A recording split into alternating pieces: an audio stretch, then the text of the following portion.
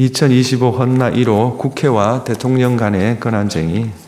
이 사건은 피청구인이 대통령 권한대행으로서 청구인이 2024년 12월 26일 헌법재판소 재판관으로 선출한 마은혁을 재판관으로 임명하지 아니한 부작위가 청구인의 헌법상 또는 법률상 권한을 침해하는지 여부, 재판관 지위 확인 등 결정을 할 것인지 여부에 관한 것입니다.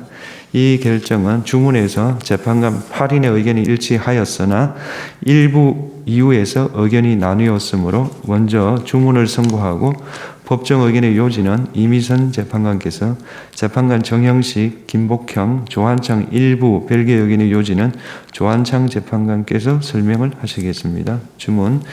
피청구인이 대통령 권한대행으로서 청구인이 2024년 12월 26일 헌법재판소 재판관으로 선출한 마은혁을 헌법재판소 재판관으로 임명하지 아니한 부작위는 헌법에 의하여 부여된 청구인의 헌법재판소 재판관 선출을 통한 헌법재판소 구성권을 침해한 것이다. 청구인의 나머지 심판 청구를 모두 각하한다. 법정 의견의 요지를 말씀드리겠습니다. 이 사건 심판 청구 중 재판관 지위의 확인을 구하거나 즉시 재판관을 임명하라는 결정을 구하는 부분은 헌법재판소법상 이러한 결정을 할 수 있는 근거가 없으므로 부적법합니다.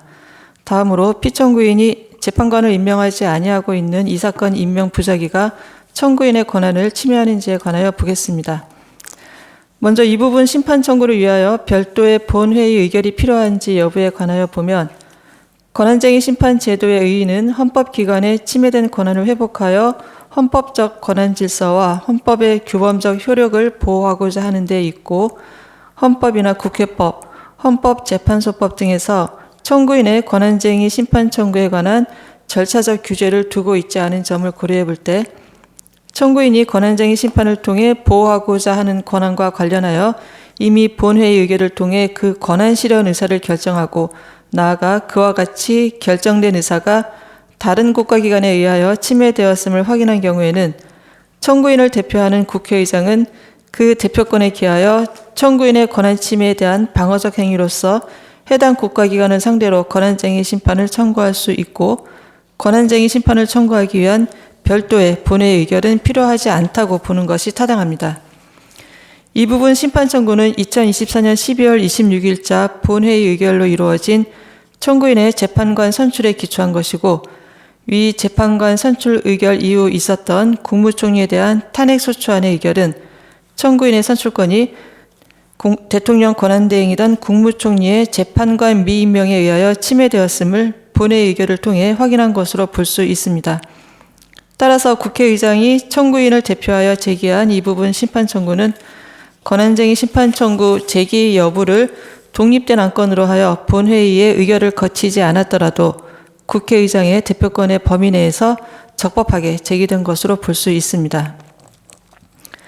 이 사건 임명 부작위가 청구인의 헌법상 권한을 침해하는지 여부에 관하여 보겠습니다. 헌법 제111조 제3항이 재판관 9인 중 3인은 청구인이 선출하는 자를, 3인은 대법원장이 지명하는 자를 임명하도록 한 것은 입법부, 행정부, 사법부가 헌법재판소 구성에 동등하게 참여하도록 함으로써 권력 상호 간의 견제와 균형을 도모하고 헌법 수호와 국민의 기본권 보장을 사명으로 하는 헌법재판소가 중립적인 지위에서 헌법재판 기능을 수행하도록 하기 위한 것입니다. 따라서 헌법이 청구인에게 부여한 재판관 선출권은 헌법재판소를 구성할 권한을 의미하는 것으로 독자적이고 실질적인 것이므로 대통령은 청구인이 선출한 사람에 대하여 재판관 임명을 임의로 거부하거나 선별하여 임명할 수 없습니다. 즉, 대통령 또는 대통령의 권한을 대행하는 국무총리나 국무위원은 청구인이 재판관으로 선출한 사람이 헌법과 헌법재판소법에서 정한 자격 요건을 갖추고 그 선출 과정에 의회 민주주의를 원칙으로 하는 헌법 및 국회법 등 법률을 위반한 하자가 없는 이상 그 사람을 재판관으로 임명할 헌법상 의무를 부담합니다. 따라서 2024년 12월 27일부터 대통령의 권한을 대행하게 된 피청구인은 청구인이 2024년 12월 26일 재판관으로 선출한 3인이 헌법과 헌법재판소법에서 정한 자격 요건을 갖추었고 그 선출 과정에 의회 민주주의를 원칙으로 하는 헌법과 국회법을 위반한 하자가 없는 이상 이들을 재판관으로 임명하여 재판관 공석 상태를 해소하여야 할 구체적인 자기 의무를 부담합니다.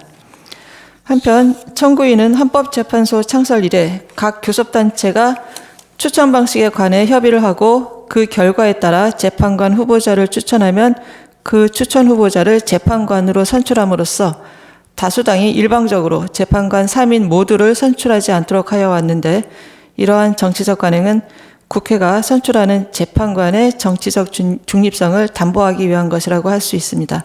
다만 특정한 내용의 추천 방식이 관행으로 굳어졌다거나 각 교섭단체가 추천하는 특정 후보자에 대해 다른 교섭단체가 합의를 한 경우에 한해 선출하는 관행이 있었다고 보기는 어렵습니다. 이 사건에서 교섭단체 대표의원들은 협의를 거쳐 국회의장에게 재판관 후보자를 추천하는 공문을 발송하였고 이에 따라 국회의장이 재판관 선출안을 제출함으로써 인사청문회와 본회의 의결 절차가 진행되었음을 인정할 수 있습니다. 따라서 이 사건의 경우 재판관 선출 절차가 의회 민주주의 원칙에 의한 절차를 위반하였다고 볼 수 없습니다. 설령 더불어민주당이 2인, 국민의힘이 1인을 각 추천하는 내용의 추천 방식이 헌법재판소장 임명 동의와 연계하는 조건으로 논의된 것이라 하더라도 그동안의 추천 방식에 대한 협의 결과에 따라 양 정당의 추천을 받아 국회의장이 재판관 선출안을 제출한 후에 대통령에 대한 탄핵소추가 의결되어 헌법재판소장 임명에 관한 추가 논의가 진행되지 않은 것으로 보이는데 이러한 사정만으로는 각 교섭단체와의 협의 결과에 따른 선출안 제출이나 이후의 선출 절차를 무의로 돌릴 수 없고 따라서 청구인이 일방적으로 재판관을 선출하였다고 볼 수 없습니다. 피청구인이 대통령 권한대행으로서 청구인이 선출한 재판관을 임명할 때 비로소 청구인의 재판관 선출을 통한 헌법재판소 구성권은 온전히 행사된다고 할 것입니다. 따라서 피청구인이 청구인이 선출한 재판관 중 2인만을 임명하고 현재까지 40역을 임명하지 아니한 부작위는 헌법에 의하여 부여된 청구인의 재판관 선출을 통한 헌법재판소 구성권을 침해합니다. 이상입니다. 네. 재판관 정영식, 재판관 김복형, 재판관 조한창의 이 사건 심판 청구 중 권한침해 확인 청구 부분, 이하 이 부분 심판 청구라 합니다에 관한 별개의 의견의 요지를 말씀드리겠습니다. 우리는 이 사건에서 국회의장이 국회를 대표하여 권한쟁의 심판을 청구하기 위해서는 본회의 의결이 필요하다고 생각합니다. 다만 청구인이 2025년 2월 14일 본회의에서 이 사건 심판 청구를 지지하고 이 사건 심판 청구와 그에 따른 소송 행위가 유효 적법함을 확인한다는 내용이 포함된 결의안을 가결하여 이 사건 심판 청구를 추인하였고 이에 따라 국회의장이 본회의 의결을 거치지 않은 채 국회를 당사자로 하여 권한쟁의 심판을 청구하였다는 소송 요건의 힘결이 보정되었다고 봅니다. 국회가 다른 헌법상 국가기관 등을 상대로 권한쟁의 심판을 청구하는 것은 국회의 헌법상 권한을 수호 유지하기 위한 수단으로 보여받은 그 자신의 헌법상 권한 행사에 해당하므로 그에 관한 의사결정은 헌법과 법률에 따라 이루어져야 합니다. 국회는 각자가 국민 전체를 대표하는 국회의원으로 구성되는 합의제 국가의사결정기관으로서 국회의 권한행사에 관한 의사결정은 의원 전체로 구성되고 의원 모두가 참여하는 본회의에서 이루어져야 하고 국회의장이 국회가 결정한 의사를 외부에 공표하는 것을 넘어서 국회의 의사를 단독으로 결정할 수는 없습니다. 국회의장이 대표권에 국회의 의사를 결정할 권한이 포함된다고 보면 국회가 의결의 형태로 권한을 행사하는 경우에 존재하는 국회의원의 헌법상 권한인 심의 표결권이 침해될 우려가 있습니다. 따라서 국회가 권한쟁의 심판을 청구하기 위해서는 헌법 제49조, 국회법 제109조에 따라 제적의원 과반수의 출석과 출석의원 과반수의 찬성으로 하는 의결이 필요합니다. 이렇게 보는 것이 의원 전체에 대한 대의와 의원이 동등한 참여 보장이라는 국회의 자율권 행사의 전제에 부합합니다.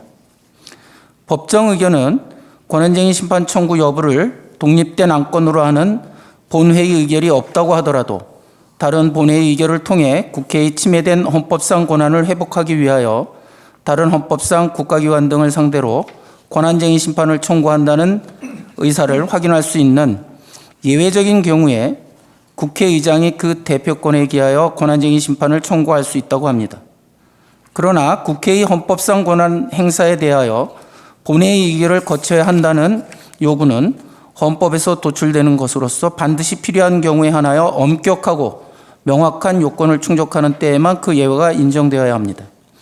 그런데 다른 본회의 의결을 통하여 국회의 권한쟁의 심판 청구 의사를 확인할 수 있다는 사정은 권한쟁의 심판 청구에 관한 본회의 의결이 필요하다는 원칙에 대한 예외를 인정하기에 충분하지 않습니다. 특히 이 사건에서 다투는 대상인 이 사건 임명 부작위는 현재까지 계속되고 있고 청구인이 심판 계속 중 본회의를 개의하여 이 사건 심판 청구를 추인하는 의사가 담긴 의결을 할 수 있었던 점을 고려할 때 위와 같은 예외를 인정하지 않으면 적시에 권한쟁의 심판 청구를 하여 청구인이 침해된 권한을 회복할 수 없었을 것이라는 등의 사정을 찾아볼 수 없습니다. 그리고 위와 같은 예외를 인정하기 위해서는 다른 본회의 의결에 명시적으로 드러나지는 않았으나 내재되었다고 할 수 있는 국회의 의사 해석이 선행되어야 합니다.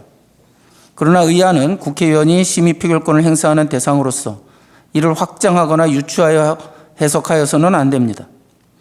이 부분 심판 청구가 재판관 선출에 관한 청구인이 2024년 12월 26일자 본회의 의결을 관철시키기 위한 것이고 청구인이 2024년 12월 27일자 본회의에서 재판관 임명 거부 등을 이유로 국무총리에 대한 탄핵 소추를 의결하였다고 하더라도 이 의결들의 대통령 권한대행이 국회가 선출한 재판관을 임명하지 않을 경우 권한쟁의 심판을 청구할 의사가 포함되어 있다거나 그러한 조치를 국회의장에게 위임 내지 유보하는 의사가 포함되어 있다고 보기는 어렵습니다.